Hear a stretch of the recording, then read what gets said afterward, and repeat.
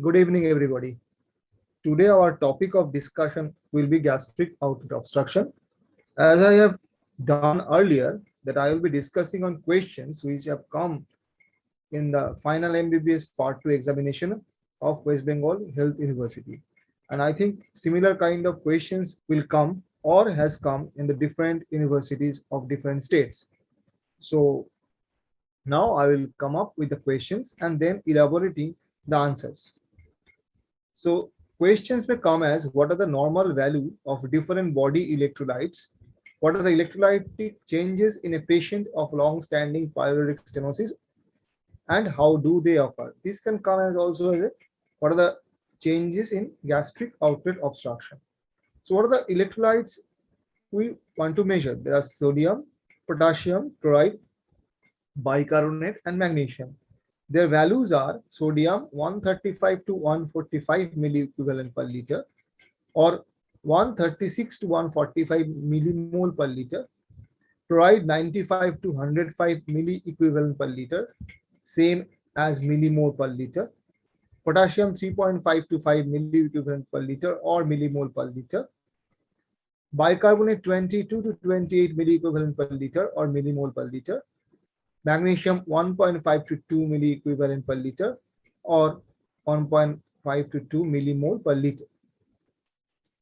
Now, in gastric outlet obstruction, due to the pyloric obstruction, there is impairs of gastric emptying. That's why contents either does not reach to the duodenum or reach to the duodenum in a very slow process, taking much more time. As a consequence, all ingested food and gastric secretions can only exit via vomiting, which can be of a projectile nature. The vomited material does not contain bile because the pyloric obstruction prevents entry of duodenal contents into the stomach, which contains bile. This results in loss of water and gastric acid, which is hydrochloric acid. The loss of water leads to dehydration. The chloride loss results in hypochloremia, which impairs the kidney's ability to excrete bicarbonate. This is the significant factor that prevents correction of the alkalosis. A secondary hyperaldosteronism develops due to the hypovolemia. The high aldosterone levels causes the kidneys to avidly retain sodium to correct the intravascular volume depletion, excrete increased amount of potassium into the urine, resulting in hypokalemia, and also excretion of H plus ion leading to aciduria. Hypokalemia later on leads to hypomagnesemia and hypocalcemia. The body's compensatory response to the metabolic alkalosis is by hypoventilation, resulting in an elevated arterial carbon dioxide level. So there will be hypochloremic, hypokalemic, metabolic alkalosis with paradoxical aciduria. Now this is the chart or flow chart of different changes in gastric outlet obstruction. The gastric outlet obstruction due to the pyloric obstruction impairs emptying of gastric contents in duodenum.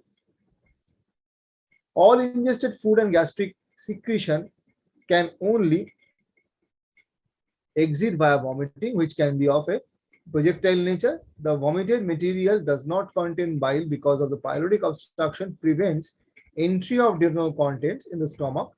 There is loss of water leading to dehydration. There is loss of gastric acid. Thus, the chloride has lost, leading to hypochloremia. Impairment of kidneys' ability to excrete bicarbonate prevents correction of alkalosis, resulting in hypovolemia and secondary hypoaldosteronism. This acts on kidney, retains sodium to correct the intravascular volume depletion, excretes increased amount of potassium urine, leading to hypokalemia and hypomagnesemia and hypocalcemia. Excretion of H plus ion in urine leading to aciduria. The body's compensatory response to the metabolic alkalosis is hypoventilation, resulting in elevated arterial PCO2. Hypochloremic, hypokalemic metabolic alkalosis with paradoxical aciduria is a resultant metabolic and electrolytic picture of a gastric outlet obstruction. Next, you may come across a question, what are the causes of gastric outlet obstruction? The causes can be differentiated as benign causes and malignant causes. Among the benign causes, there may be peptic ulcer disease, gastric polyps, ingestion of caustics, pyloric stenosis, congenital duodenal webs, gallstone obstruction or Vouveret syndrome, pancreatic pseudocyst, bezoars, gastric tuberculosis, gastric Crohn's disease. Malignant causes are gastric cancer, duodenal cancer, pancreatic cancer, carcinoma gallbladder, ampullary cancer, cholangiocarcinoma, lymphoma, and metastasis to the gastric outlet. Next question you may come as describe the clinical features of gastric outlet obstruction. How will you investigate and treat a 60-year-old man presenting with gastric outlet obstruction? Now the main symptom is vomiting, which typically occurs after meals of undigested food devoid of any bile. A history of previous peptic ulcer and loss of weight is not uncommon.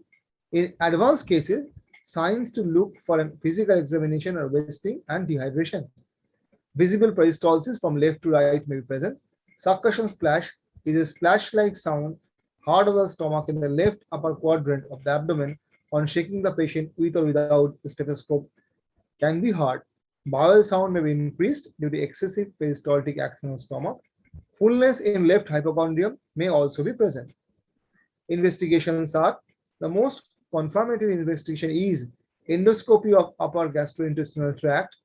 Laboratory findings are individuals with gastric outlet obstruction are often hypochloremic, hypokalemic, and alkalotic due to loss of hydrogen chloride and potassium. High urea and creatinine levels may also be observed if the patient is dehydrated. Abdominal X-ray, a gastric fluid level may be seen which would support the diagnosis. Barium meal follow-through may show an enlarged stomach and pylorodduodenal stenosis. Gastroscopy may also help with the cause and can be used therapeutically. Now other investigations. You have to check hemoglobin and hematocrit to rule out the possibility of anemia. You have to go for an electrolyte panel. As noted previously, identifying and correcting electrolyte abnormalities that tend to occur is essential. Liver function test may be helpful, particularly when a malignant etiology is suspected. A test for H. pylori is useful when the diagnosis of peptic ulcer disease is suspected. Other tests are nuclear gastric emptying studies measure the passage of orally administered radionuclide over time. Saline load test. Unfortunately, both the nuclear test and the saline load test may produce abnormal results in functional states. Now, how do you prepare a patient of gastric outlet obstruction before an elective operation? Preparation of the patient, rehydration with IV isotonic saline with potassium supplementation. Replacing the sodium chloride and water allows the kidney to correct the acid-base abnormality. Following rehydration, it may become obvious that the patient is also anemic. The hemoglobin being spuriously high in presentation. The stomach should be emptied using a wide bore gastric tube. Pass an orogastric tube and lavage the stomach until it is completely emptied. The endoscopy and contrast radiology should be done. Biopsy of the area around the pylorus is essential to exclude malignancy. The patient should also have an anti-secretory agent initially given intravenously to ensure absorption. Build up nutrition. So preparation of the patient will be rehydration with IV isotonic saline with potassium supplementation, replacing the sodium chloride and water, which allows the kidney to correct the acid-base abnormality. Following rehydration, it may become obvious the patient should also give blood if there is anemia. The stomach should be emptied. And again, endoscopy, biopsy, and also nutrition build-up. So now treatment. Treatment of gastric outlet obstruction depends on the cause, but is usually either surgical or medical. Medical, in most patients with peptic ulcer disease, the edema will usually settle with conservative management with nasogastric suction, replacement of fluids, and electrolytes and proton pump inhibitors. In surgical technique, surgery is indicated in cases of gastric outlet obstruction in which there is significant obstruction and in cases where medical therapy failed. Endoscopic balloon therapy may be attempted as an alternative to surgery, with balloon dilatation reporting success rates of 76% after repeat dilatations. Surgery forms the final option for patients presenting with refractory gastric outlet obstruction. Most common surgeries for peptic ulcer disease leading to strictures include vagotomy and antrectomy, vagotomy and pyloroplasty, truncal vagotomy and gastrogenostomy, pyloroplasty and laparoscopic variants. Gastrogenostomy can be considered patient with preserved anatomy like peptic gastric outlet obstruction. However, with altered anatomy, Roux-en-Y gastrogenostomy should be the preferred options. Placement of a genostomy tube at the time of surgery should be considered as patients with GOO are already malnourished. This genostomy tube will aid to the further feeding post-operatively. Also, in chronically dilated conditions, the stomach is slow to recover the normal rate of emptying. In peptic gastric ulcer disease leading to gastric outlet obstruction, gastrogenostomy can be combined with truncal vagotomy and antrectomy. Laparoscopic gastrogenostomy for the relief of gastro outlet obstruction is associated with a smoother and more rapid post-operative recovery and shorter hospital stay compared with open surgery and should become the new gold standard. In case of carcinoma stomach, D2 gastrectomy with reconstruction is the treatment of choice. So this finish our today's topic, and you will have this presentation along with the whole chapter of stomach along with gastric outlet obstruction in a PDF version, and the link will be given in the website very shortly. You can download it from the link through the website. Thank you.